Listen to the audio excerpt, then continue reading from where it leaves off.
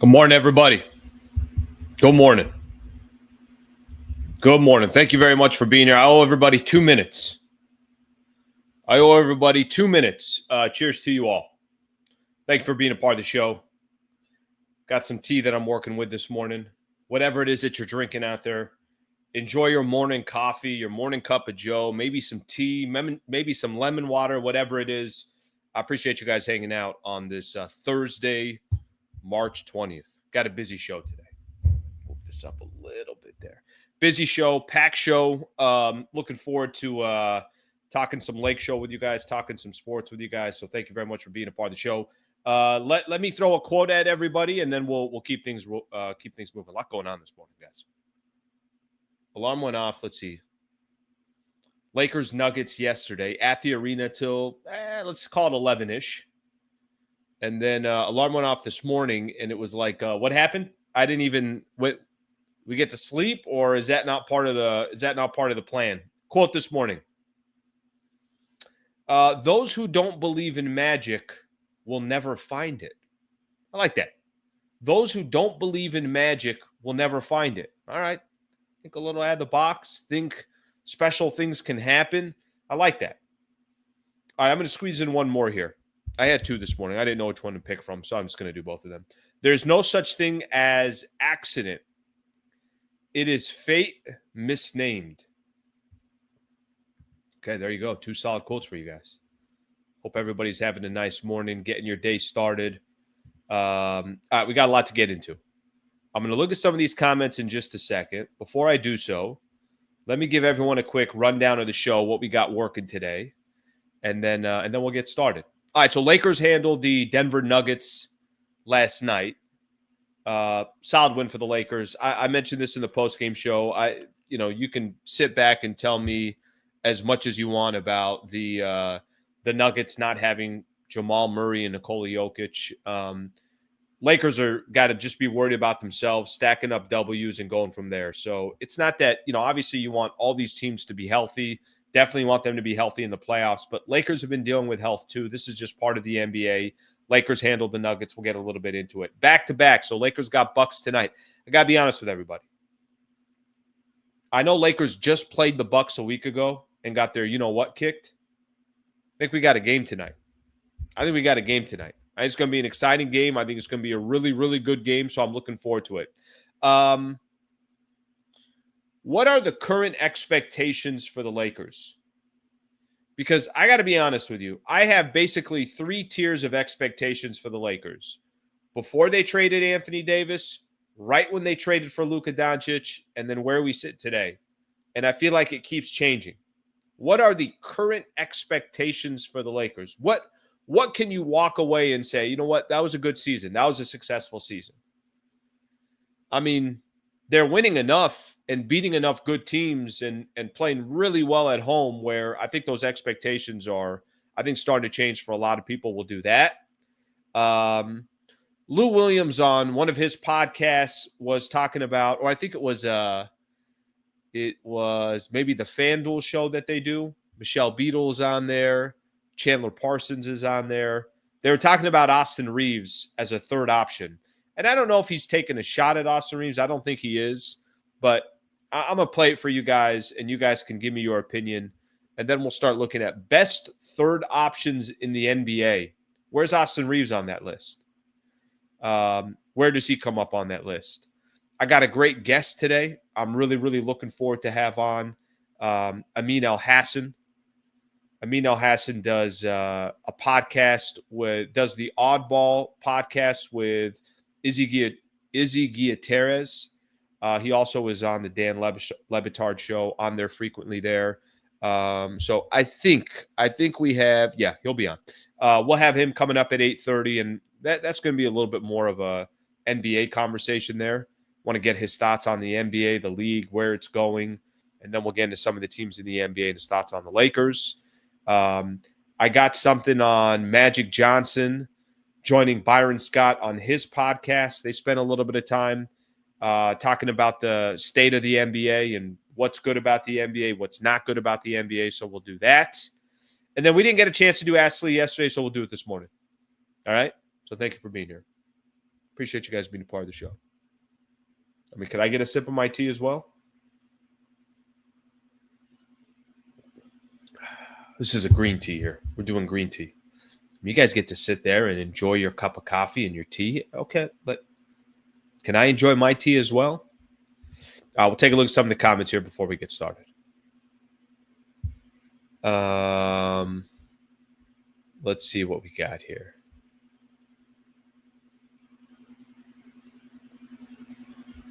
Ooh, damn.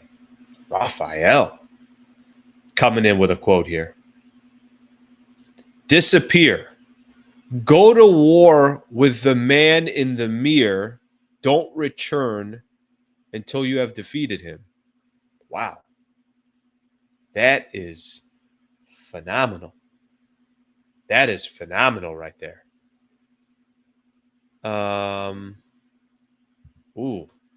Quote of the day. I'd rather count my fails than my what ifs. People coming in hard with these quotes now. For those who don't know, I do a quote every morning. And I encourage people, hey, you got a quote that you want to share with everybody, share with the community, throw it on here. Those are phenomenal quotes. Those are really, really good quotes. For anybody who sent in a quote in the past, thank you for doing so. Keep them coming. I really like those. By the way, those two are really, really good. Those two are really, really good. All right, let's take a look at a couple more here, and then we're going to get the show started.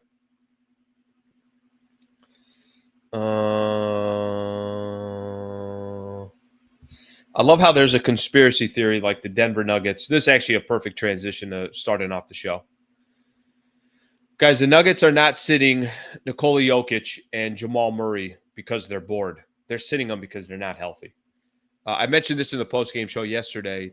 I listened to the pregame presser with Michael Malone, and Michael Malone basically took offense to some people, I think, trying to paint a picture that the Nuggets sat Nikola Jokic and Jamal Murray against the Golden State Warriors to rest them. And he was basically saying, like, why would I rest them? We don't do that here in Denver. If the guys can go, they play.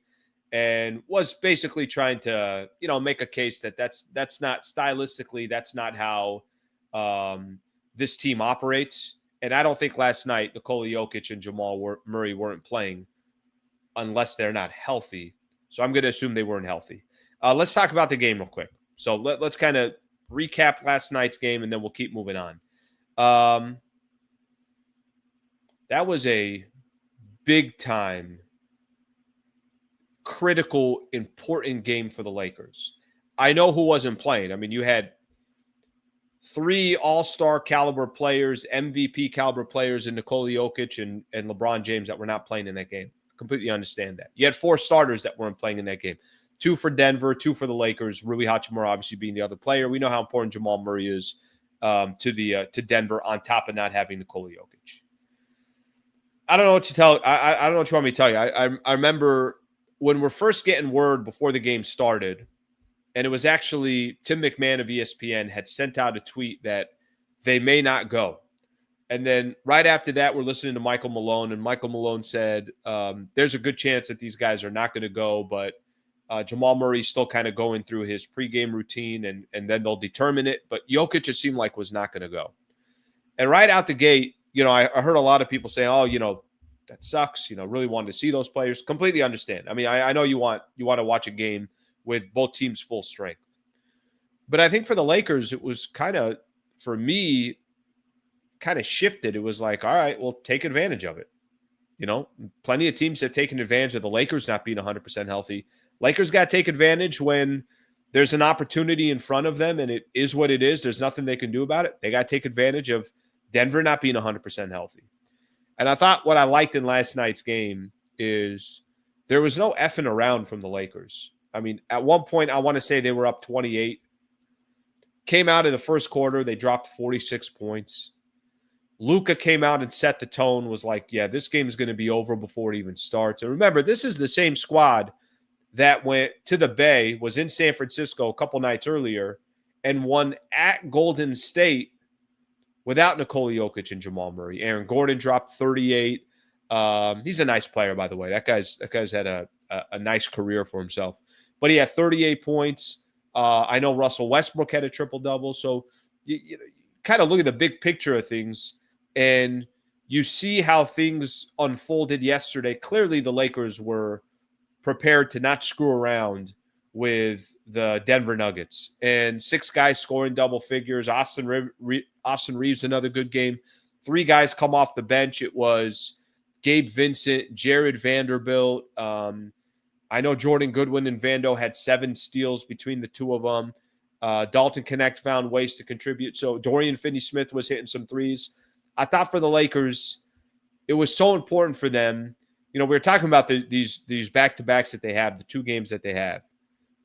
Go make sure that you get the W, or go just try to split these games against Denver and Milwaukee.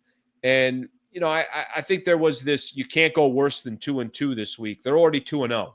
And you got Milwaukee and Chicago left. And 3-1 would be amazing. I mean, if you'd have told me that before the week started, I think that'd be a phenomenal week.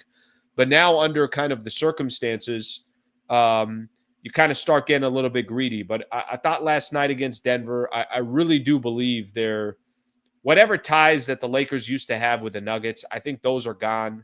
I think the teams are completely different. Obviously, the Lakers now led by Luka. It was a good win yesterday. And it wasn't one of those they were playing with their food. Okay, maybe they have a 28-point lead and it goes down to 14, or maybe it goes down to 12, or whatever the case is. But the Lakers were never in jeopardy of losing that game. And I just thought overall it was a crucial win. You can't lose a game like that if they're missing 2 key players like that. And the Lakers didn't mess around. And now what that does for the Lakers, it puts them at least in a position where the season series, the 2 teams went 2-2 against each other. And now it's going to come down to divisional. I think it's division that it will come down to. I've heard stuff about the conference. I've heard about the division. But either way, Lakers are in a great position because they're leading their division. And Denver's obviously not passing OKC. And even if you look at the Western Conference, Lakers have some advantages there. So really big win for the Lakers. Had to have it. They got it. And now they kind of shift gears to tonight's game. We'll look at a couple of comments, and then we'll talk about the Bucks here for a quick second. All right. Good morning, Slee. Good morning. Good morning.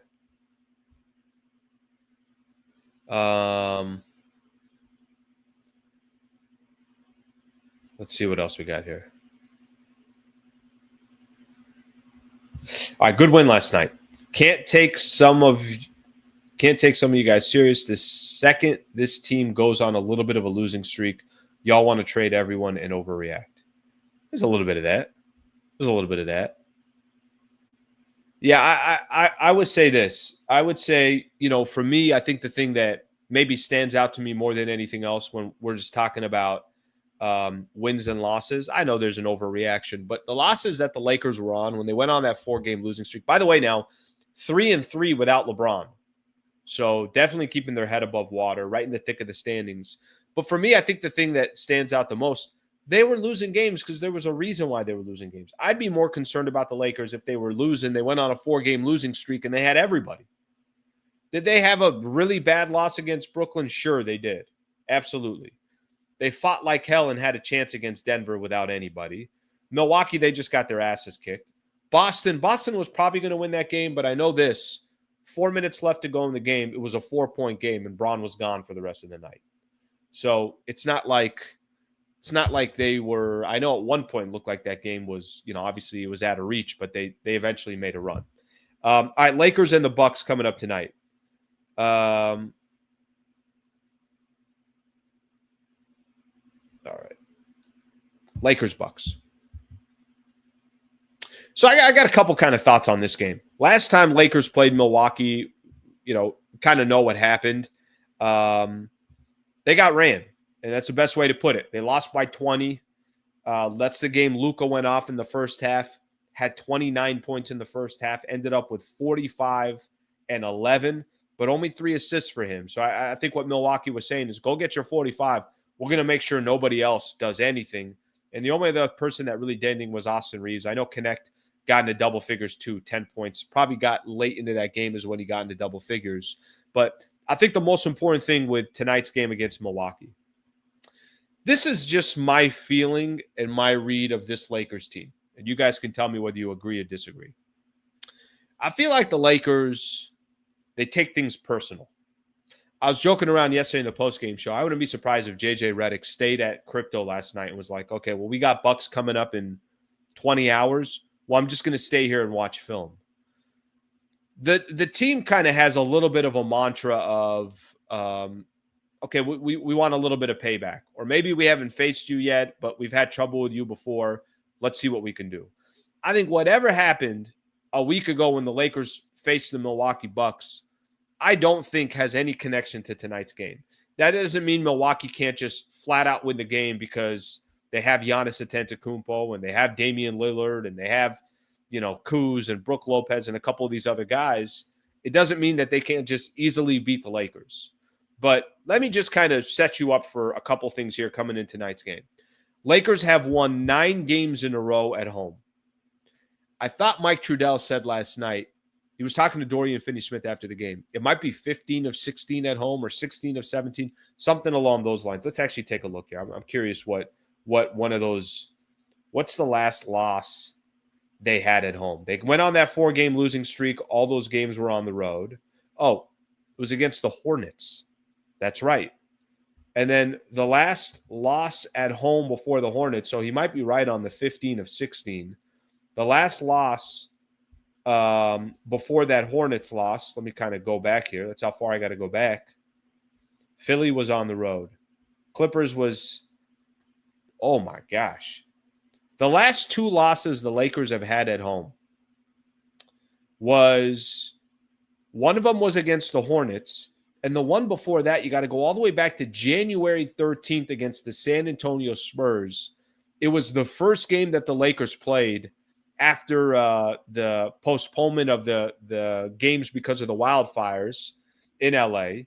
AD was still on team. We're talking January 13th. We're talking about there was still 17 days left before the Lakers traded for Luka Doncic.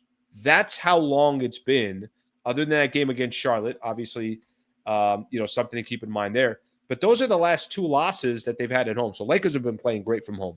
The point I'm trying to make about the game against Milwaukee tonight, I think it's going to be a dogfight. I think whatever you saw a week ago, this team has a different kind of aura to them, a different mentality to them. They're going to look for payback. And it doesn't mean that they're going to get a W tonight, but I will tell you this. I think it's going to be a game, no question about it, in the fourth quarter. I don't think this is going to be one of those, Milwaukee is up by 12, 13 points going into the fourth quarter and it was never a game. I don't believe it's going to be that. Maybe I'm wrong. Maybe Milwaukee jumps all over them. Maybe the Lakers, second of a back-to-back, they got tired legs. Milwaukee doesn't have to worry about that. They're healthy. They're fresh. That's not going to be an issue. But the Lakers have kind of started to give you belief that, all right, whatever games that they've had before that they've lost, or a team that feels like, oh my gosh, does this team have their number? None of those apply. They just don't. And Milwaukee's also wildly inconsistent as well. Here's Milwaukee since they beat the Lakers. They beat the Pacers, lost to the Thunder, lost to the Warriors, and now they got the Lakers again. They had some games before that. They went on a 3-game losing streak before they beat the Lakers. They were on a 4-game winning streak before they went on that 3-game losing streak. They're a little all over the place. So it's not a team that I would trust. It's not a team that, I think it's not a team that I think will really, truly make noise in the playoffs. I mean, I just, a 7-game set against Boston, I'm not picking Milwaukee. I mean, we'll see what happens. But I think more importantly than any of that, I think we got a game tonight. I really do. I think we got a game tonight. And hypothetically here, if the Lakers were able to find a way and get a win against Milwaukee tonight, now you're 4-3 without LeBron. You got Chicago coming up on Saturday. Another chance here. I know LeBron and Rui, all they've said is day to day, so I'm not sure when these 2 guys are coming back. But you got Chicago coming up on Saturday. You could potentially start that 4-game road trip that you have, which would be on Monday, March 24th. Maybe you got Rui back, or maybe LeBron is ready to go now, and you could kind of go into this final stretch of the season with everybody healthy and with a little bit of momentum. And even though you went on that 4-game losing streak, you kind of got through it. I think that's kind of, what the Lakers have in store in tonight's game against Milwaukee. We'll see what happens, but those are my initial thoughts. All right, let's take a look at some of the comments here. The Nuggets are burnt. Okay. All right. Yeah, the Nuggets. Damn, that happened quick. Happened quick with them in the sense of whatever that history was between them and the Lakers. You can kind of wipe all that away. It doesn't apply anymore because the teams look so different. Having Hayes back is really helpful. Yeah, you're right about that. You're right. I was saying this when they were going through that losing streak. It's like, okay, you don't have to get LeBron back, but can you get a couple other people back? Can you get a couple other guys back? Jackson Hayes was definitely one of those pieces that you needed back. Kuzma's lighting it up for the Bucks. I actually have no idea what he's doing there. 18-2 in their last 20 games at home. Thank you for that, brother. I appreciate it. Hayes is going to have to be big tonight. Agree with that. Slee, you come into the crypto game. If you do, wave to Pepe. Saw Pepe yesterday. No game tonight. I will not be there. I will be hanging out at home watching the game. Omaris has a great stat here. Bucks 14-18 on the road. So you got one team that kills it at home, one team that struggles on the road. Let's see what happens there. All right, let's see what else we got here. My favorite Darvin Ham quote, what is a timeout? That's right. Darvin Ham back at crypto. Back at crypto.com. I was doing the post-game show yesterday, and I had people saying that Nico Harrison should get a tribute video. Okay. I like the ideas. We're thinking here. That's the goal here. We got to be thinking. All right, let me throw a quick topic here, and then we'll keep things rolling. Amin might be a little bit late. He's in a little bit of traffic, so whenever he comes on, We're going today. Today we're going. I got to ask Slee a little bit later. We're going to shoot the shit a little bit later. All right, let me set this up as my next topic here, okay? Expectations for the Lakers before the season started. I think my expectations with Anthony Davis, with Max Christie, JJ Redick's first year, I think my expectations were avoid the play-in tournament, be healthy for the playoffs, and just be a really tough out, and whatever happens, happens. But I didn't have championship aspirations. I didn't think the Lakers, were really, truly going to compete for an NBA championship. I just didn't. I thought, we'll see what happens. I was not a big fan of D'Angelo Russell. A lot of things were going to have to kind of go the Lakers' way. Matchups would have to be the right matchups.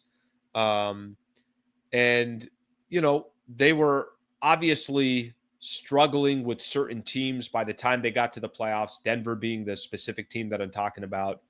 So my expectations before the season started was avoid the play-in, get in the playoffs, and see what the hell you can do from there. You're probably going to need a little help to go make some real damage. Then they trade for Luka. All right? I'll give you my expectations when they traded for Luka. I thought if Dallas was completely healthy, Anthony Davis, Kyrie Irving, go down the list. I know Dante Exum just got injured. Lively's out. Gafford's out. They got a lot of guys that are out. PJ Washington, I think at the time of that trade, was out as well. I thought if Dallas 100% healthy versus Lakers just grabbing Luka, Dallas would have a better shot of winning an NBA championship just because their roster was more it was built for now, and the pieces made more sense, where I thought when the Lakers traded for Luka, they were going to need an offseason to kind of figure some stuff out. So I didn't really have high expectations then as well. I would, if you guys remember, I would use the term, they're playing with house money. As we sit here today, I'm going to ask Laker fans this question. We've kind of gone through different iterations of the Lakers this season, what the roster has looked like before trades, after trades, before the deadline, after the deadline. they go on an unbelievable streak of winning 20 of 24 games. And they're figuring out how to win, even though the roster has some flaws to it. Actually, they're better defensively right now than I think they've been at any point of the season, which I'm still trying to make sense of. Yesterday, I was asking Michael Malone a question, and one of the things he mentioned was that is the biggest surprise of anything that happened in this trade is how good the Lakers are defensively. Hey, if you can play D and you got a couple of superstars, you're going to be in the mix here. So I'll throw this question out to Laker fans now. Whatever your expectations were in the past, seeing this team today where they are, what they've done, how many teams they've beat over 500, a potential to get the number 2 seed, and we see how well they're playing at home. The Luka now starting to look like Luka Doncic. Luka and LeBron getting a kind of a little bit of taste how dangerous that can be. Some real enforcers and guys like Dorian Finney-Smith and Jared Vanderbilt, and go down the list. Gabe Vincent playing better ball. Hayes has value. Austin Reeves, we all talk about Austin Reeves. I think the Lakers maybe dodged the bullet by not trading for Mark Williams. They can keep those assets, see what they can do in the summer, and I think Dalton Knecht has done well for them. With all that being said, that entire setup there, what are your current expectations for the Lakers?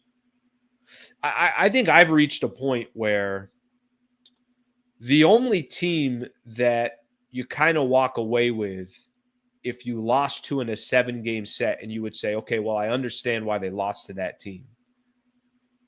I think I've got to a point where it's just, I think they could beat anybody, and I don't know what happens with OKC. I know OKC is balling. I know OKC's got half the amount of losses as the second best team in the Western Conference.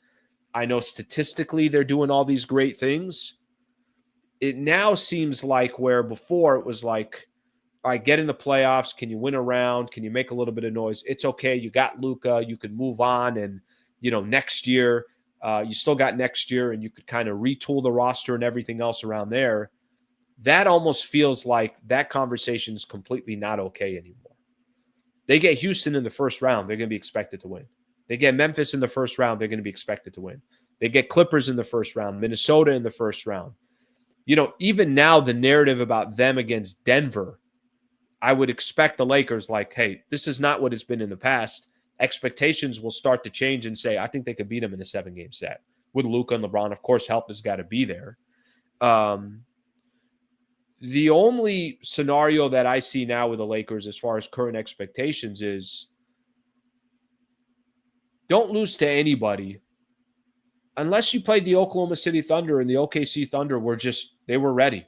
And this was kind of their time to shine. By the way, OKC lost last year in the playoffs to Luka Doncic. Experience, of course, that has something to do with it.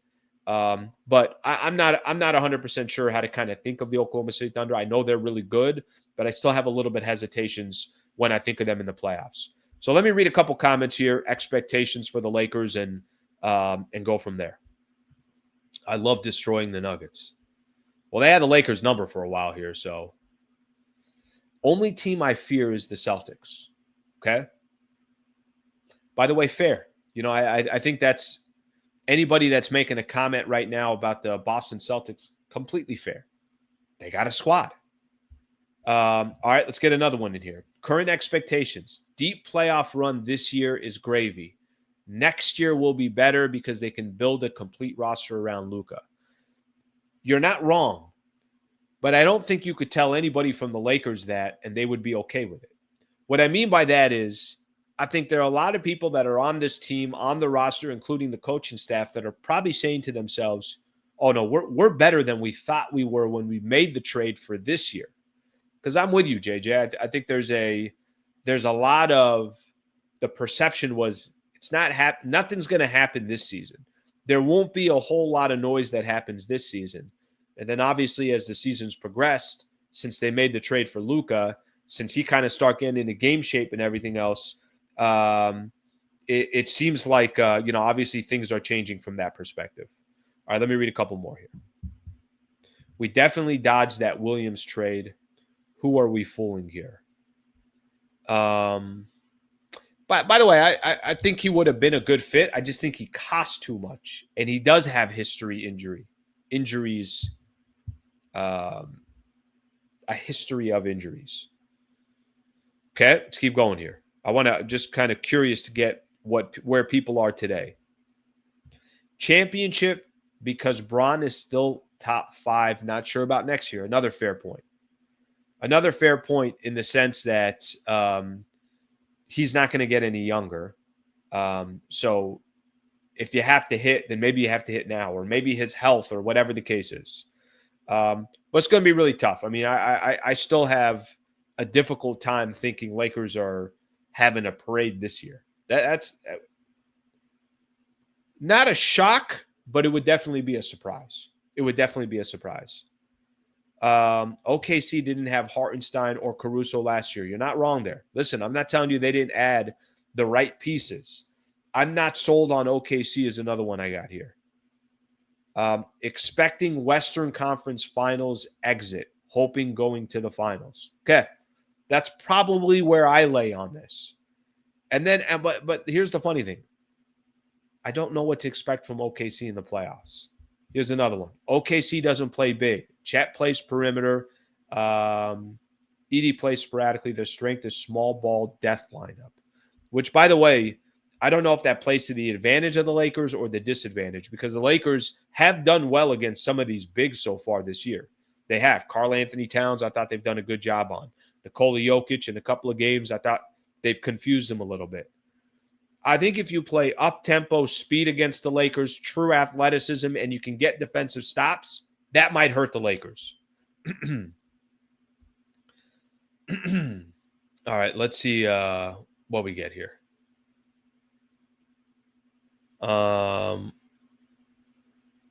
Agree with this. Fast teams like Rockets, OKC, Cleveland can give the Lakers problems. I don't disagree with that. Okay. We're going to get Amin on here in just a few minutes here. But real quick, I want to give a quick shout out. Yesterday, I had a chance. I was there at the studios over in Encino, Brad Wallace and the Wallace firm. Excuse me. Really, really cool kind of moment for me yesterday. Just to kind of be honest with everybody. I talked a little bit about this in the post-game show.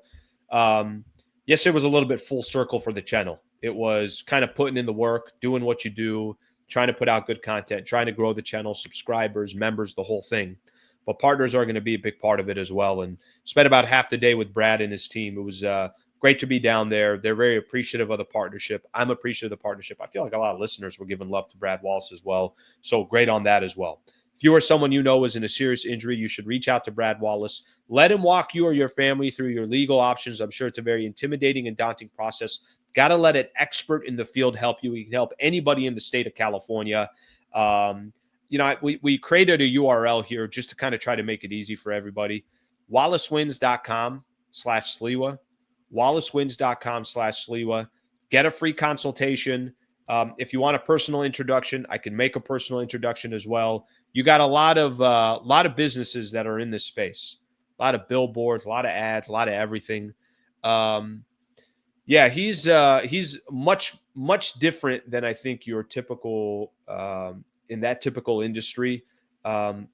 Much more low key, much more personal, and that's why I think he vibes so much with me and vibes with the channel. I've known the guy for about 5 years. If I can make a personal introduction, I'd be happy to do so. Again, WallaceWins.com/Sliwa to get a free consultation. WallaceWins.com/Sliwa. All right, shout out to Brad Wallace and the Wallace firm. All right, let's keep going here. I want to welcome in our guest here. Very, very appreciative to have him on here. Amin Elhassan joins the show. Amin, what's going on, brother? How's it going, Alan? It's going very, very well, man. Thank you for taking the time, brother. I appreciate you coming on the show. We ran into each other. What game was it? What game were you at, Crypto? It was Lakers Wizards. Lakers Wizards, yes. The very highly anticipated Lakers Wizards game. The revitalized Wizards now. It's a different Wizards team. If the Lakers saw them again, I don't know. I don't know what would happen. Well, listen, man. I appreciate you coming out. It was good catching up. I know it was short, but we got a little bit of history together, and it was great to see you. Just over the years when I was doing Lakers talk, and I was at 710 ESPN. You were always very nice with your time, and I always enjoyed our NBA conversations, our Laker conversations. So thank you for coming on. I know you're doing a lot of stuff in the YouTube space as well. So I'll promote some of that stuff, but just real quick, thank you for taking the time. Always a pleasure. Okay, so couple things here that I want to start off with. I was just talking about expectation. It's funny when I said I got Amin Elhassan coming on. You got a lot of Laker fans here, and I love this. I love this when they're, you get Laker fans that start saying, Amin hates on the Lakers. Yeah. If the guy's going to be honest, the man's going to give his opinion, and this is how you have good dialogues and good conversations. Not everything's got to be blue skies and the way everything, from a fan's perspective that you want to see it from. With that in mind, I'm curious to get your thoughts. Lakers make the trade for Luka. Mm-hmm. I don't know what your expectations were right when that trade happened for this year. Uh-huh. And then where we're sitting today, the way they're playing. Just can you give me your thoughts on the Lakers and maybe their chances in the Western Conference for this season? Kind of big picture. I mean, we kind of know what the reason was, but I didn't think they'd be this successful early on with Luka and in the West. What do you make of what they've been able to do since he got here? Yeah, I think they definitely outperformed what my expectations were for this year. I felt like, obviously, like everyone else, you do the deal. Of course. It doesn't matter if your roster is imbalanced or any of those things. You do the deal because this never happens in our league. So but the roster was imbalanced, and I still think it's imbalanced. But they've performed at a very high level. The defense has been spectacular. A lot of that started with, I think, LeBron James being more active and engaged on the defensive end in a regular season than I can remember in quite a while. Some might argue that's why he's nursing a groin injury now, because a 40-year-old isn't used to playing that hard every night on the defensive end. But the defense has been the big revelation, because we all thought, well, you swap out Anthony Davis for Luka Doncic, that Luka is pretty much the only guy really of meaningful rotation minutes, and you're going to have to deal with some sort of a drop-off defensively. And that hasn't happened. The opposite has happened. The things that we did imagine, full court outlets and moving the ball and all those things have happened, I think, to the level that we all expected. One of the other big things that I wondered about, and I wondered about at the time of the deal, because you got to remember Dalton Connect was also sent away, was, does this team have enough shooting? And what I've seen is, my answer is not really, but they've been able to win games despite not having great shooting. Now, there's two ways to look at that. Number one is, these shots are going to fall sooner or later. The law of averages means we're in for a nice little run, which could happen. And that's what usually fuels deep playoff runs. It's guys that were up and down making shots, all of a sudden are making all their shots.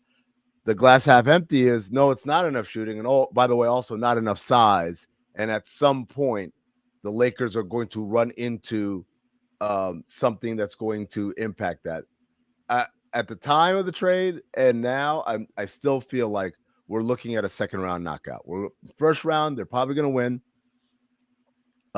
depending on the seeding, of course. And then they get to the second round, and the second round, they're either going to see Oklahoma City or Denver. And if that happens, then I just don't think that they have enough size or shooting to beat either of those teams. I remember I was listening after Lakers won that road game at Denver. And this was the game they won by 23. It's really, the Lakers. The best win of the season. The best win of the season for them. And the struggles that the Lakers have against Denver. And I'm listening to your podcast. By the way, Oddball with Amin and Izzy Gutierrez, and listening to the both of you talk about that game. And I thought it was interesting. A couple things that you mentioned, that game probably was as great as the Lakers played. They probably approached that game different than Denver. Denver's played the Lakers. It's okay. They've seen this. Now, granted, they've never seen it with Luka on the other side. So that's completely different. But I remember you saying that that was not an ordinary game for the Lakers. It wasn't an ordinary game for JJ Redick. And Redick, did he show too much of his hand in a regular season game? And whether that matters or it doesn't matter. But I thought that was an interesting take because it was easy for everybody to just say, oh my gosh, wow, Lakers just won at Denver. But I felt like your take was a little bit different from that perspective. These last two games that you've seen Lakers in Denver, it's kind of irrelevant because Lakers didn't play anybody at Denver in the last game. And then yesterday, no Jokic, no LeBron, no Jamal Murray. 7 games set between those two teams. Do you still lean towards Denver? I think that's what you were saying, right? Because of the size and everything else? Yeah, 2 things, because of the size and because the specifically the size comes in the form of the best player in the league. Sure. Like it's not like, you know, like last year playing Dallas and say, look, they got a lot of size you got to deal with, or even the Thunder when they're healthy. It's like, oh, you got to deal with, you know, it's not just their best player. The best player in the NBA is a center. And I don't think they have any answers for that. They, you know, when you talk about the approach, everything in the Lakers language, JJ Redick's language, everything about it was, this was a big game. This was circled on the schedule for us, right? For the Nuggets, it was regular season game number 52 or whatever it was, right? And there is an element of like when little brother plays big brother, for little brother, it's like, oh, it's here, this is the day. And big brother's like, whatever, right? And so you look at that game, and they had a nice game plan, which is fronting the post and denying that entry pass and having help on the weak side and kind of pressuring up. The problem is 2 things. Number one is that Jokic is brilliant, right? So if you do something against him, that works, right? Schematically, not like something where I physically, every time I play XYZ, I always have problems, right? It's we did the scheme thing to take him out of his comfort zone.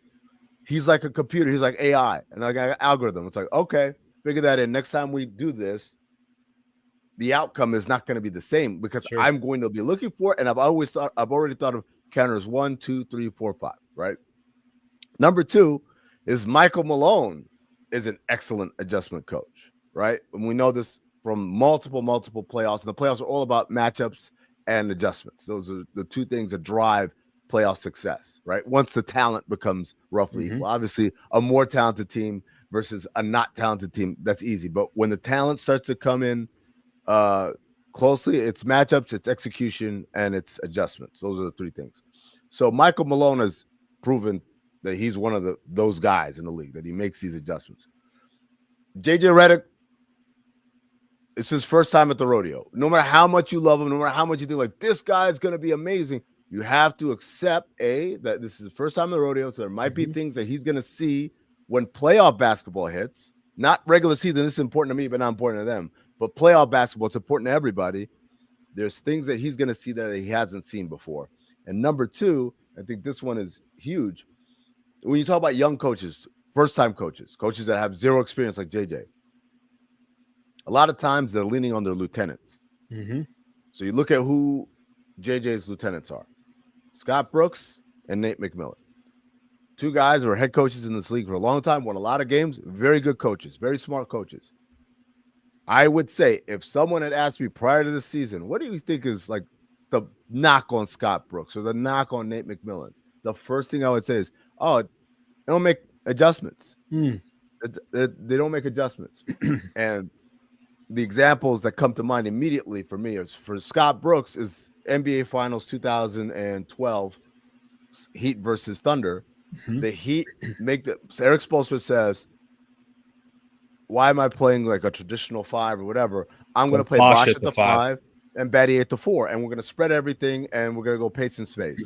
And Scott Brooks said, this is the lineup that got us to the finals. Why would I bench Perk? Even though he had the personnel, he could have moved Ibaka to the 5 and started Harden, and now boom, okay, you want to play rec league basketball, like where everyone is like under a certain height? We can do that too. Might be advantageous for the Thunder. Perhaps, right? Now, they might have still lost because LeBron and Wade and those guys were experienced players, and Durant and Westbrook and Harden were wet behind the ears. But the idea is They didn't lose because of experience. They lost because an adjustment was made and there was no readjustment on the other side. And Scott Brooks, by his own admission, time and time again, said, "Look, don't regret it." Like, he still doesn't think he did the wrong thing. Now, that's his prerogative, right? Meanwhile, Nate McMillan, when I worked for Phoenix, the year that we lost to the Lakers in the conference finals, our first round matchup was Portland. Portland was a team that gave us problems because Andre Miller was a big guard, and putting Steve Nash on Andre Miller would cause problems. We'd be in help, and then Andre was excellent just finding guys, right? So we play, I want to say, 2 or 3 games. I want to say we were down 2-1 in the series, and we make the adjustment. Say, wait a second. Channing Frye says Nate doesn't trust Nick Batum. So Nick Batum just runs straight to the corner and just sits there. So Coach Gentry says, okay, what if we put Steve Nash on Nick Batum and put Grant Hill, who is our best perimeter defender, on Andre Miller?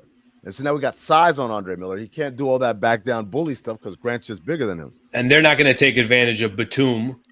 They're not going to Nash guarding. Oh, that's the adjustment. Someone who makes adjustments makes is, okay, guess what? The offense is now Batum attacking that mismatch. But Nate's like, nope, we won 50 games, whatever, with Andre Miller and Brandon Roy and LaMarcus Aldridge. We're just going to keep doing this. And we literally didn't lose another game. And those are the 2 lieutenants that are informing the captain. If the captain thinks, man, this isn't working so great. Oh, they're killing us in this. These are the guys who probably, I'm not saying 100% they're going to say this, but given a choice, if we have to bet, are you going to bet on them thinking that, hey, what we're doing is wrong, we have to change everything in order to adjust to this? Or are they going to think, no, we've been really successful. We're 13 out of 18 games or whatever it is since we did this trade. Why would we change who we are? I think they would probably lean towards the latter, and I think that is problematic when you get to the playoffs. That's interesting. That's actually going to be fascinating to watch, because I think one of the things watching the Lakers night in and night out, before the trade, after the trade, it doesn't kind of matter at any point of this. I feel like JJ, one of his strengths have been, and again, playoffs is going to be different. I love that you point this out, because whatever you do in the regular season, awesome. Give JJ his credit. I'm sure there's a lot of people maybe didn't know how JJ was going to do. I thought he's done a really good job this year. But one of, I think, his strengths have been, I don't feel like he's been this stubborn coach. And you know what? I'm keeping D'Lo in the starting lineup. Whether you like it or not, that's my guy. Or I'm just using as an example. There was a moment where Dalton Connect was starting and then he came off the bench. He's kind of, I think, done a really good job of juggling what's in the best interest of the team rather than, I think we should do this and it's going to eventually work. So I'm going to kind of live it, or I'm going to die on this sword. But that's a great thing to point out, because I didn't know that about the assistants, that's what they're known for, is stubbornness. Nope. this is how we got here. Why would I change it now? That's an interesting wrinkle to watch once you get to the playoffs.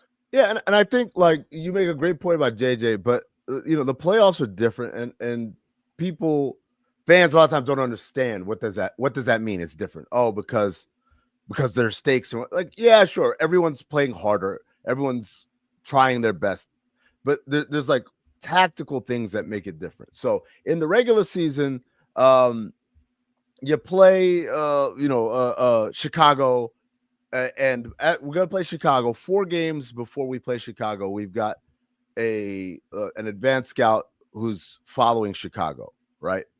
We got an assistant coach on staff who's watching every one of those 4 games, right? The advanced scout sends in the calls.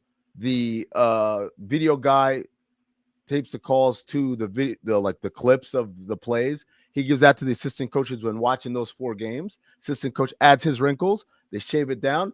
That's the videos that show the coaches, The coaches watch the videos together. They shave it down. That's the videos that show the team, right? They watch as a team, they shave it down, and then right before we go outside, maybe there's 3 clips that we show the team one more time of the biggest important things. We play Chicago, game's over. The assistant coach who's assigned to Chicago writes what worked and what didn't work, and now we're on. No, we're off. Like, okay, we got Cleveland next. Okay, now I'm into Cleveland. And the cycle has kept moving because the advanced scout, as soon as he handed in Chicago, he started on Cleveland. And then there's a different assistant coach who has Cleveland, so he's working on that. And so this is how we do regular season. It dies literally the moment the game's over, and we move on. When you get to the playoffs, everybody's watching you. The whole staff, we're all doing this, right? The players aren't watching film of like, oh, we got Cleveland we're just watching you. And so the level of focus really lends to two things. Number one is a level of orientation that isn't common. And number two, and this is big, it's noticing things that you are going to take advantage of, right? That's how we see sometimes, well, this team has a great net rating and that team doesn't. This team will clearly win. And like, oh, no, not really, because they see the things like, oh, I'm going to attack all these things that you don't have a defense for. Meanwhile, I'm going to do the things that you don't expect me to do, right? And so those things are what complicate for a first-time coach the level, because what he's been doing now, and I think I'm with you, he's done a great job. There's another level to this, and he hasn't seen it. Sure. He hasn't seen it. And that's why it's very rare, incredibly rare, to see first-time head coaches be instantly successful.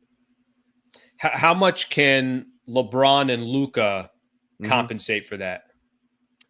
They can, obviously, like when you have two guys who are not only that great, but that's smart, right? They see things and they adjust to things. It helps compensate, and also JJ also is obviously as a guy who's he's not a taskmaster. He's not like, shut up, I got it, right? Sure. So those things help. But at the end of the day, like what we're talking about essentially is a matchup issue, right? I could bring up adjustments and all those things, but at the end of the day, what we're talking about is a matchup issue, right? In two teams that are better. And like, how do you overcome better? It's a crazy chess match, right? And for all of those things those two guys do, at the end of the day, they're two guys who are wings, and we're talking about teams with size. Now, maybe against the Thunder, it might make a difference, but then the Thunder is a different problem, which is they're so great defensively. They're so great defensively that it's like they take you out of a lot of things that you want to do. Do you think quick one on the Thunder here?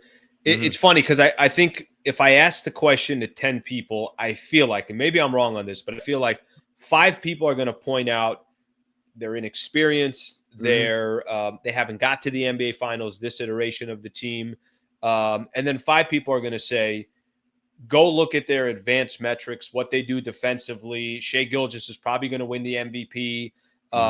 They did take, they went through a playoff run last year, eventually lost to Luka in Dallas. What's your take on the Thunder? Yeah, I think for me, one is that Shai's been to the playoffs now. He went to the playoffs with the Clippers. He went to the playoffs in Oklahoma City in the bubble. He went to the playoffs last year, got to the second round. And so like he's there.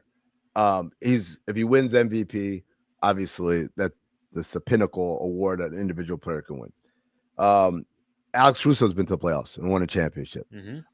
Isaiah Hartenstein's been to the playoffs and gone deep and with the Knicks, right? And so there's a level of experience this year that last year they didn't have, and last year was experience for Chet, for Jalen Williams, for a lot of the other younger guys, right? The thing to me that makes Oklahoma City truly special is their defense. They have an ability. They remind me of the Warriors from like 10 years ago, which is there's a point in the fourth quarter where it's like they've got their hand around your throat and all of a sudden they go like this, and that's it. No oxygen. What are you going to do? And their ability to do that.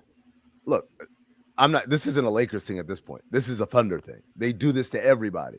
Their ability to do that, I think, surpasses a lot of the other things. The other thing is they're deep. They're really deep. And again, I know playoff rotations get shorter, but the reason they get shorter is because coaches don't trust. Can't rely on them. Yeah, that's why. That's all it comes down to. So, by way of example, think of a guy like Dalton Connect, whose minutes have gone like this, right? Yeah. And his relationship with JJ Redick has gone like this. Dalton Connect, couple of games, doesn't shoot well, it stands to reason that JJ like, all right, you're not going to be in this. How long do I wait for you to wake up? Rookie who's never been in this situation before and do this, right? But at the same time, Dalton Connect provides a very special thing, which is we don't have a lot of shooting, right? Yeah. So the Thunder having a rotation that's deep is a strength for them because they're like, yeah, we'll trust and that'll keep our guys fresh. Where you're going to trust a 40-year-old to play defense the way he's doing every night and extending himself. It just, to me, like, I understand the optimism because you got Luka and LeBron, but I just don't understand how we're just going to ignore everything else because you beat up on the Jazz or whatever. Like, I mean, like, it's you're not every single team's net rating, Thunder all the way down to the Wizards. It's all predicated on I beat up on bad teams. I beat up on bad teams. So, in essence, sometimes it doesn't matter, or I shouldn't say it doesn't matter. It's a smokescreen. It's a deodorant that takes away from what's going to happen when you play in the playoffs, which is I match up with someone, and now how can I overcome those matchups? How can I scheme it? How can I out-talent it? How can I execute it better? And if not, then my beautiful defensive rating or my beautiful net rating doesn't really matter if I can't do it against them. Mm-hmm. So those two teams, is there anybody else you think that could be a real headache in the West? If you have OKC and Denver being still the two teams that you think would be a big issue for the Lakers. And by the way, I love the perspective of this because I think there is the momentum that's behind the Lakers right now. There's a little bit of, okay, is it real? Because I do believe it is real, but how is it going to translate in the playoffs? Other than the Nuggets and the OKC Thunder, are there any other real threats, do you think, to the Lakers in the Western Conference? Or just if you're kind of looking at the West, are you saying, hey, I think Lakers are the third best team in the West, or are you looking at some of these other squads? I think the Thunder and the Nuggets are the ones I feel confident. Like there's rubber's going to hit the road and reality strikes, and it's like, okay. The other team, which I would say is very similar to the Lakers in this regard, right, have been great since the trade deadline. Their defense has been amazing. Their record has been incredible when everyone's healthy. But I question, do they have enough size? I don't know. So Golden State Warriors, right? Sure. I feel like the Warriors look in the mirror and they see the Lakers and vice versa, right? Obviously, there's some differences. The Warriors shooting isn't quite an issue.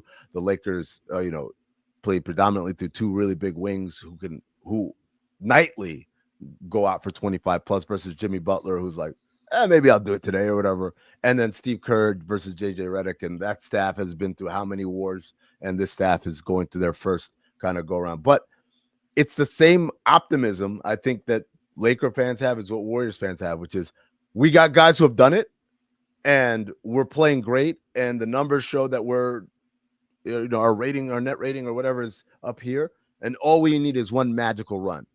But the reality is for the Warriors, there's only been one team in the history of the NBA to go lower seed champion. That's the 95 Rockets, right? The most recent example was the Heat from 2 years ago. Before them, it was the Knicks in 99. Like, it doesn't happen. Like, to be that low, and the Warriors were 11 at one point right before the trade deadline. They were 11. They were 11, right? So to go from 11th at as late as February to the finals, we're asking for magic at this point. But again, I look at those two teams and they probably look at each other like, "Oh, I match up with them." I don't know if I have an answer for Joker. Like, I got an answer for that. And so that's the team that I think potentially could be a first round matchup even. So, yeah, I think if the playoffs started today, it's Lakers Warriors. I mean, one more on the Lakers here, and then I got a couple general NBA questions I want to ask you. However this season ends, let's play it out. Let's just say second round, it happened to be Lakers and the Thunder, and Thunder beat the Lakers in X amount of games. Season ends. Just what are your thoughts of how the Lakers are positioned in the summer? Yeah. Because I think I'm hesitating on the long term, because I think long term, we all know they just got a 25, 26-year-old that's going to be, the face of the franchise for X amount of years. Mm-hmm. This upcoming summer, to address some of the needs that you think are going to be critical to go up against the Thunder or go up against the Boston Celtics, like just look at the teams that you think, hey, these teams are the ones that you got to go through to go win an actual championship. The Mark Williams trade doesn't go down. Right. And now you kind of sit here, and it kind of gives you, in a weird way, I don't know how you felt about that, but in a weird way, they keep those assets. They get to kind of assess what the team looks like, and then, come back with a little bit more organization for the summer. How are they positioned, do you think, this summer to address whatever you're referring to, so that they become a team where you really do feel like, hey, they got a legit, there's only 3-4 teams that got shot at championship. Lakers are one of them. Yeah. So the deal that when was rescinded in many ways was a blessing, because it was an overpay. It was an overpay for what? Because we think now. Yeah. And Probably rescinding pressure. rescinding that deal, I think allowed everyone to exhale and be like, guys, we made it. Like, once you did the Luka deal, we made it for at least the next 5 years. Now, that's assuming, of course, that he stays, but of course, there's no expectation for him to leave. So now we don't have to rush because, oh my God, LeBron's only got 2 years left. Or like, oh no, like, we've got our horse, and now LeBron gets to figure out how to extend himself in a way that is even more, extends his longevity even more than it already has. So the two things to keep in mind is obviously LeBron player option. Again, the expectation is this is a formality. He's going to opt out. He's going to sign like a 2-year deal or a 3-year deal or whatever, right? The other one, and this is big because he's been good for them, is Dorian Finney-Smith. He has a player option. And like, if you're Dorian Finney-Smith, the year that you've had coming to the Lakers is the best thing. Go from Brooklyn to LA. Now you're playing high-profile games. Now you're playing meaningful games, and you're showing your worth. The defense has gotten better since he's gotten there. His shooting, obviously, he's one of their better shooters. This is the time where, like, I go into the market and be like, all right, who wants to pay me? Because if you're Dorian Finney-Smith, you don't have $100 million in the bank, right? There's the number one thing is always, I got to make sure that my family, like my kids and my kids' are taken care of forever. So this is the time he's got to go in and cash in. Now, maybe that happens with LA. Maybe it happens somewhere else. So then right now, I think the Lakers are projected to be a tax-paying team next year. So I think there's got to be a little bit of rearranging to figure out how to make sure you are got a little bit more breathing room under the apron for either to go out and get a center, a true center, not what they have right now, or to have the flexibility to engage in non-tax-paying activities. So in the NBA, it's not just about, oh, did we pay a tax? Did we not pay a tax? Because if you're a taxpayer, you don't get to sign and trade. You don't get the full mid-level acceptance. There's all these things that are earmarked for only non-taxpayers. If you use them, then you get hard capped at the first apron. So the Lakers are incentivized to try to answer their problems without using a sign and trade or a full mid-level, because if you do, then you get hard capped, and well, then you look at Dallas where they're like, we might have to forfeit games because everybody's hurt. So the hard cap is the thing that they're probably going to try to avoid, meaning you go out and you get a center who's under contract versus trying to sign someone who's a free agent. The other part is, as I said, I think the number of drop dead shooters that the Lakers have outside of Dalton Connect, I think you could call a drop dead shooter, call them like reputation shooters, guys that I don't care if he's 1 for 11, I'm not leaving him, right? After that, it's kind of so Luka's not that. LeBron, hit or miss. Gabe sometimes. Dorian Finney. To be clear, like when I say like reputation shooter, if you're not a reputation shooter, it doesn't mean like, oh, whatever, man. Like no one's doing that. No one's doing 100%. That to Luka. No one's like, go ahead, shoot it. No one's doing that. But the idea is, on our scouting reports, when I used to work for a team, right, it would have, player name, their stats over the last 5 games, offensive tendencies, defensive tendencies, right? And the offensive tendencies for like a decent shooter would be like, it would say in bold letters, big font, shooter. Don't lose track of him on the floor. And then they were like, oh, wants to get to his right, right? For Kyle Korver, it literally, his offensive tendencies was first, big, bold, shooter. Don't lose track of him. Number 2 bullet would be whatever. Number 3 bullet would be shooter. He's always moving. Number 4 bullet, whatever. Number 5 bullet would be shooter. And then we get to defense, and the first thing on defense would be shooter. Even his defensive attendant was, well, our thing is like, I don't care if he's over 100. You cannot look him off. Sure. Right. And so we know who those guys are around the league. You look at the Lakers, I think Connect in time will have that reputation. Mm-hmm. I think Austin Reeves, who's played great this year, he's streaky. Sure. Luka's streaky, right? Rui is good. Dorian is good, but not really volume, right? Both him and Rui are like 3 or 4 a game. Who else you got? Gabe Vincent. Gabe Vincent is the ultimate, like, yeah, if he's missed 2, we're sagging. And that changes everything. Like, Gabe is one of those, like, he misses his first 2, I'm all the way in the paint. He makes a couple, all right, now we're next to him. And so I think that's another thing they need to add is just more guys. It's like, I'm not leaving him, because at the end of the day, the idea for this is it's not that someone's going to make 7 threes. Yeah. It's that it's going to help defense think twice about helping. And now we've created a bigger court for LeBron and Luka to do whatever the hell they want. They want to get to the rim. They want to shoot a 3. They want to shoot a fadeaway. They want to post up. The idea is that they can do any of those things without worrying about like someone going in and 2-9ing on them. I mean, final one, and I appreciate you. By the way, this is such a kind of a different type of analysis, so I love where you're going with a lot of this stuff, and it's also just a different perspective. Magic was recently on Byron Scott's podcast, and they were talking about kind of the state of the NBA, and Magic keyed in on the thing that he can't stand most about today's NBA. Mm-hmm. I'm just curious from your perspective, and I'm an NBA fan. I'm going to watch games no matter what. I'm sure you're probably the same way, and I'm not telling you that the product is perfect. Mm-hmm. What do you think is, for Magic, it was load management. That just kind of simply put, it was stars not playing. Mm-hmm. There were some other little things, but, one thing was about the All-Star game, but it's just one weekend, so I think there'd be bigger problems than that. Yeah. What is do you have one frustration that you have with the league that maybe stands out more than anything else? Yeah, PR. I don't. We have a bad, and when I say bad, I mean like we don't do a good job of controlling our narrative, right? So I'll give you a great example. Magic says load management's bad, and people should play, and I agree. But whenever I ask people who say load management's bad, I say, who are, when you think of the faces of load management, who do you think of?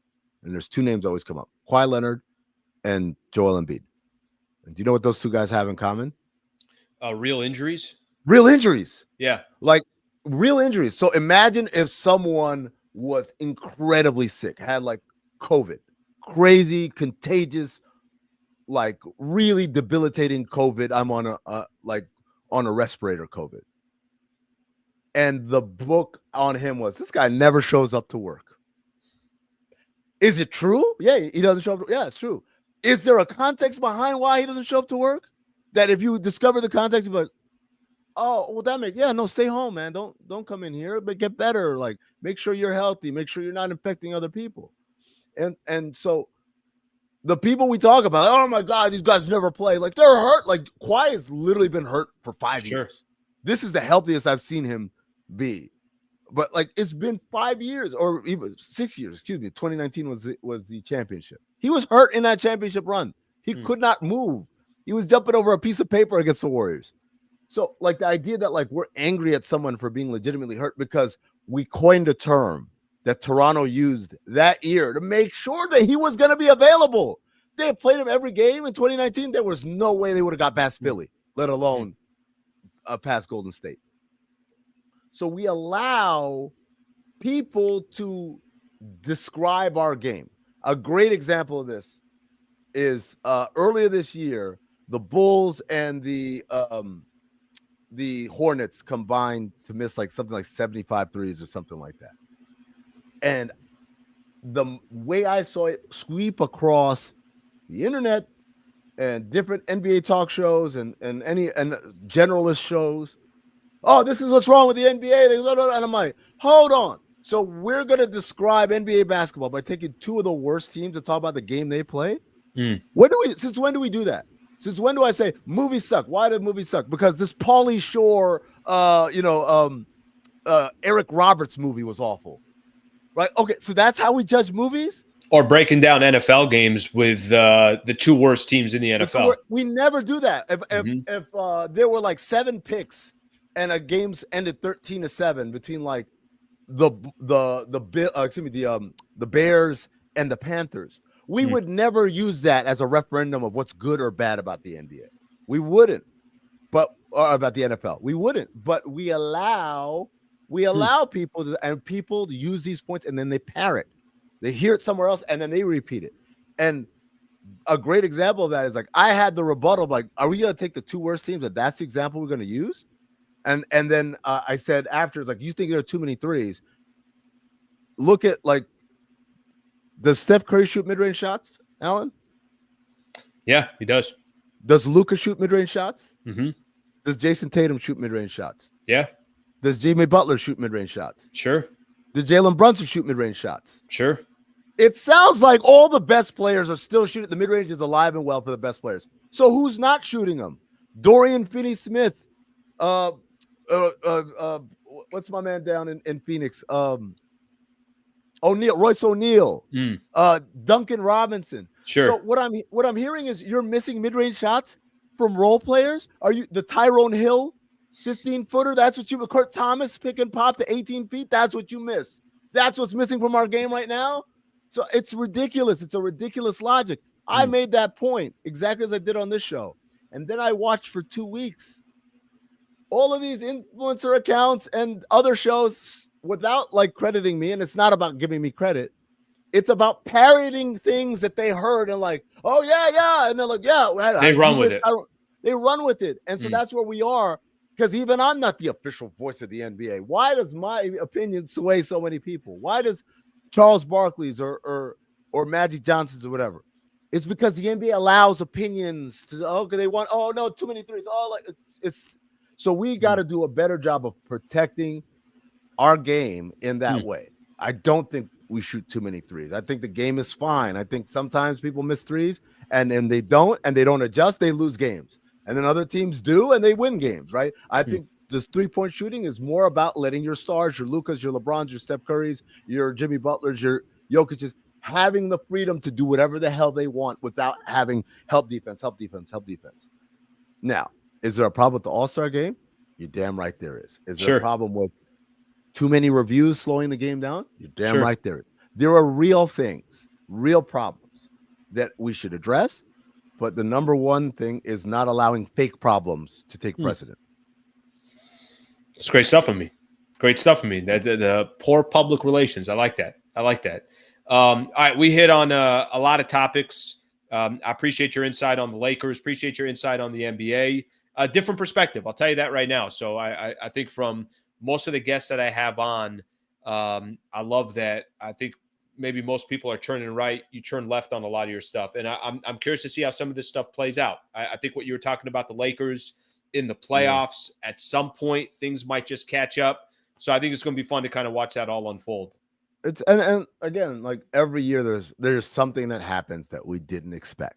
Of course. Every year, along the way for everybody, right? Last year it was Boston. Oh, you played Miami without Jimmy Butler. You played Cleveland without Donovan Mitchell and Jared Allen and whoever else. And you played Indiana, who shouldn't have been there anyway because they were there because everyone got hurt against the Knicks. And then you get to the finals and you overwhelm Dallas, and Dallas doesn't make any adjustments, and Luka doesn't make any adjustments, and that's it. Like there are a lot of people, myself included, it's like if Denver was there, they wouldn't have lost. But then Denver, what happened? You're up 3-2 in a series. You blew game 6 and you kind of slept while through game 7. Like there's all types of things. Sure. And so I could sit here and say this, and fans and other people could say, "Oh no, the Lakers are gonna." And at the end of the day, we're gonna get to the playoffs. There are gonna be things that happen. Someone's gonna adjust. Someone's gonna just luck out.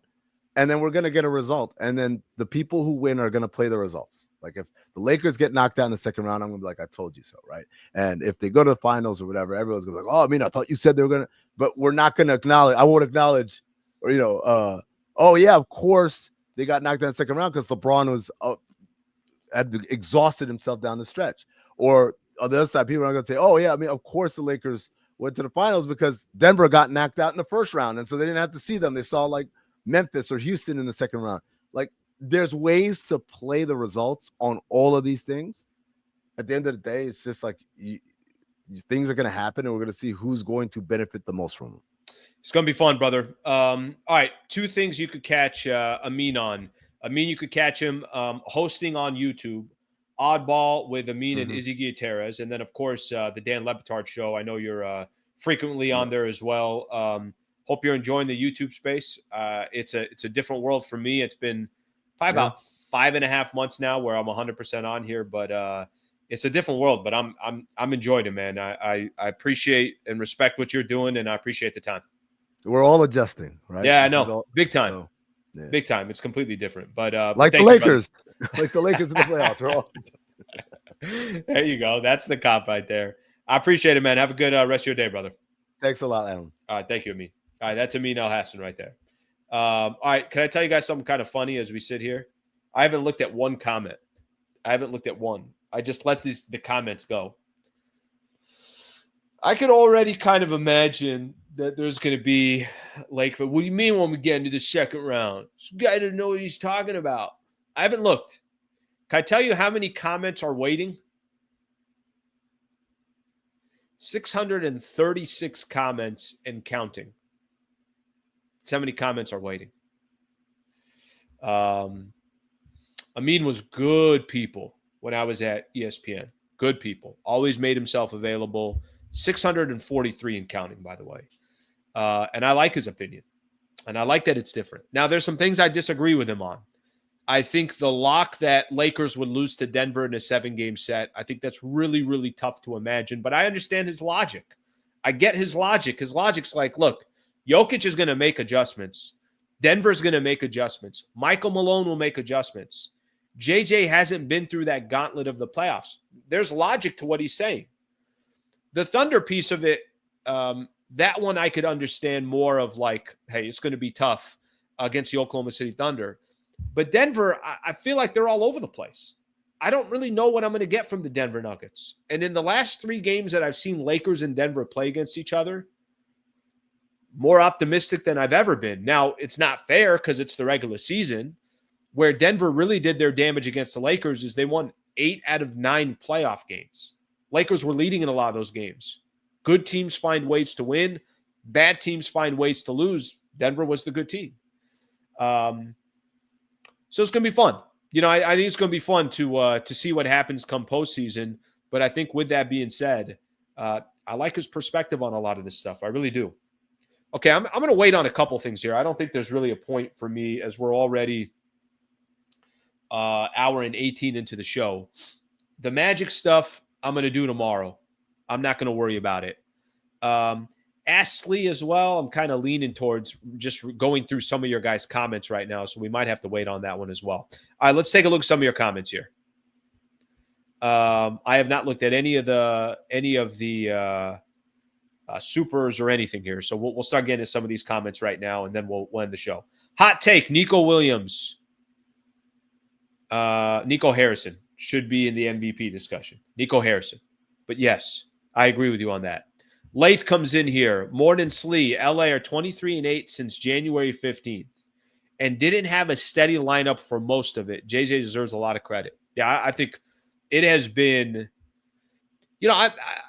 I'm excited to see what JJ will do in the playoffs. I actually think he's going to excel in the playoffs. I think I've seen enough of JJ Redick, and he's got a little bit of that like crazy syndrome of competition and everything else. I think that's going to be one of his strengths is making adjustments, watching way too much film.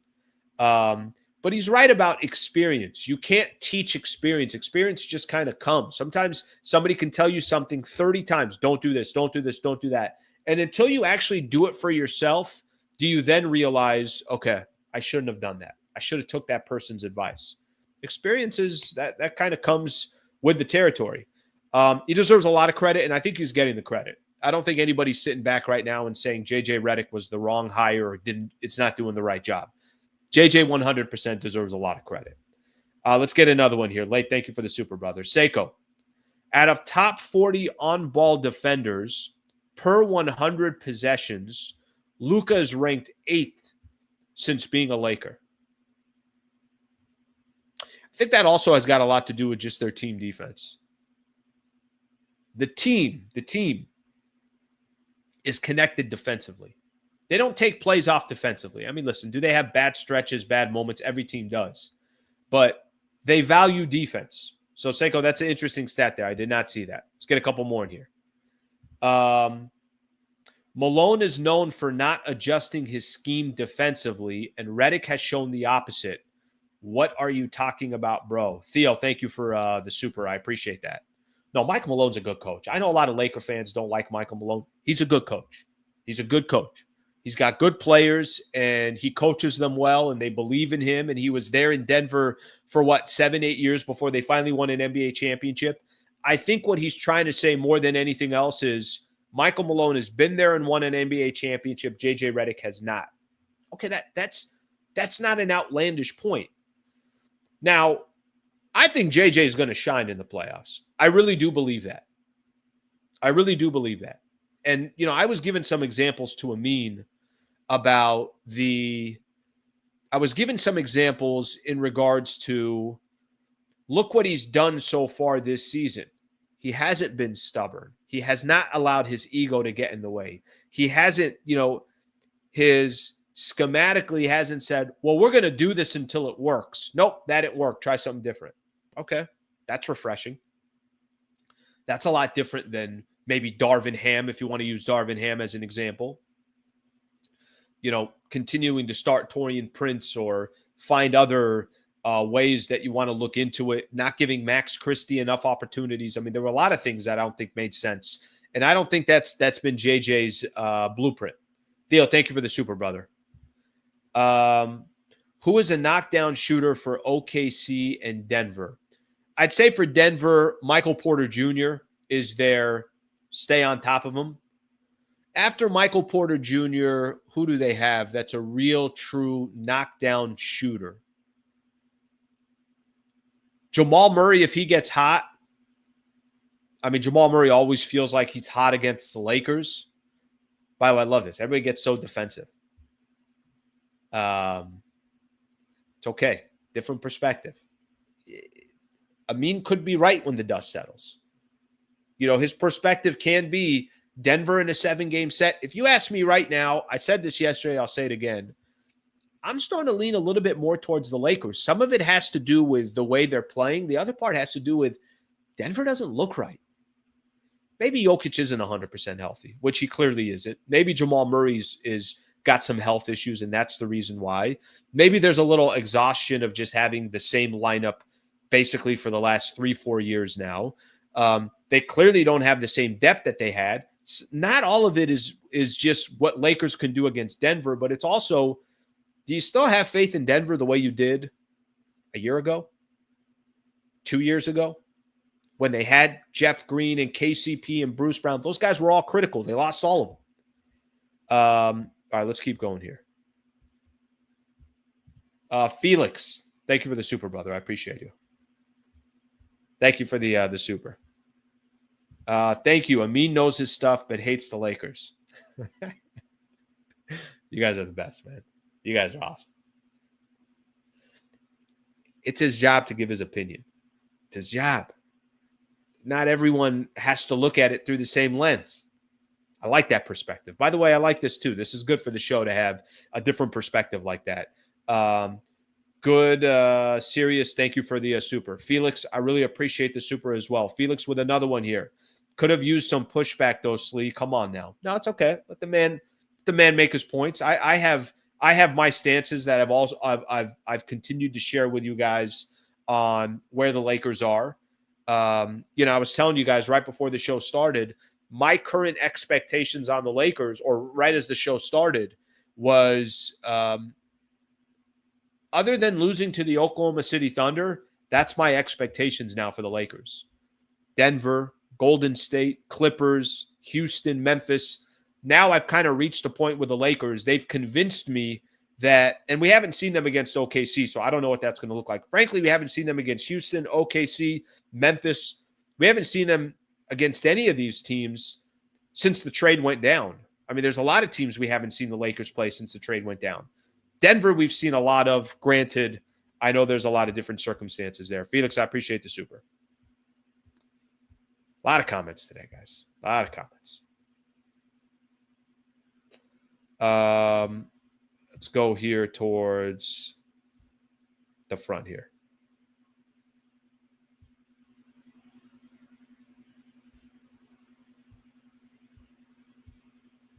Let's see what we got here. That's great. No, he wasn't talking shit about the Lakers. He was giving his opinion about the Lakers. All right, Nuggets lost a lot of depth. Amin has good takes. Just go back and listen. Let's get a couple more in here. We're going to call it a day. How about a Solana Beach party meetup? Oh, that's interesting. A lot of good breweries around that area. That's not a bad idea. I could just walk outside. I don't even have to travel anywhere. All right, let's see what else we got here. JJ is the ish. Hope y'all realize that. I've witnessed Charmin, Pat, PJ, JJ is it. Yeah, I listen, I will tell you guys this. A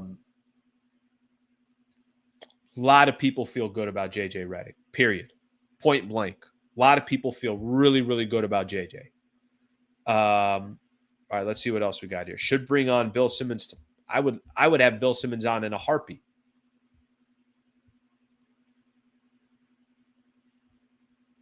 In a heartbeat. I would love to have him on.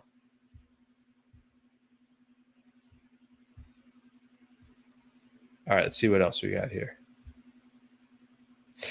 By the way, that was interesting what he said about the PR for the NBA, the public relations for the NBA.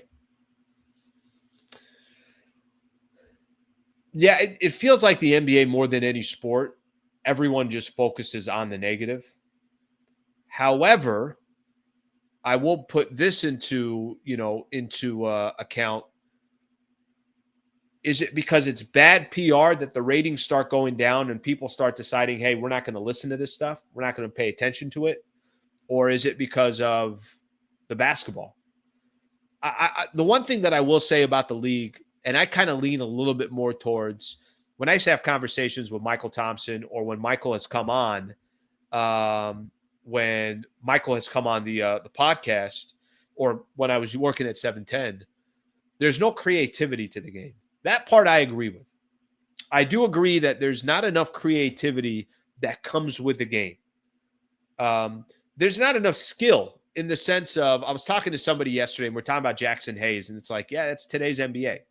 You can be an athlete in the NBA, and you also could not be able to face the basket and hit an 8-footer, or use the glass, or back somebody down and have 1 or 2 post-up moves.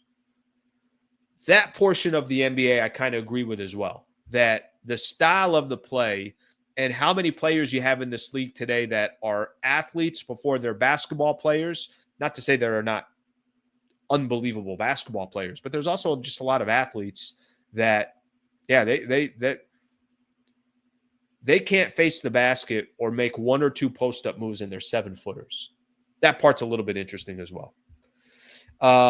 Okay.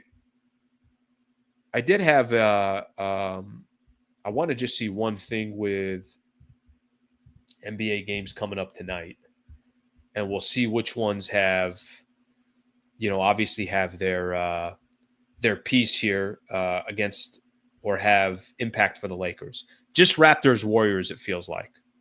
That's the only game that you can look at Lakers are going to obviously take on the Milwaukee Bucks. But if Lakers can win tonight, and we'll see what happens, I kind of already told you guys, I think it's going to be a really competitive game. We'll see what happens. They'd still be behind Houston, but they'd still be kind of right in that number 3 slot. So that's where they'd be. Okay, so we're getting close to about an hour and 30 minutes. Tonight, I'll be back on Lakers and the Bucks. And then tomorrow, obviously, I'll be back on at 8 a.m. So keep an eye out for there. I think Sammy already put out the preview video for Lakers and the Bucks, so keep that one in mind. Tonight, Lakers, Bucks will be on right after the game. Please be around for that. Looking forward to that game. I appreciate you guys being a part of the show today. Thank you to Amin Elhassan for joining the show. Thank you to our sponsor. Thank you to I forgot their NCAA tournament starts tonight. Thank you to the Wallace firm for being a part of the show. Thank you for all the comments. Let's see if the Lakers can grab a W tonight, make it 4 in a row, and put themselves in a position to be 4-3 without LeBron James, which I think would be pretty damn impressive. Thank you, everybody. Thank you for coming on, and I will get back with you guys later tonight after the Lakers take on the Milwaukee Bucks. Appreciate it.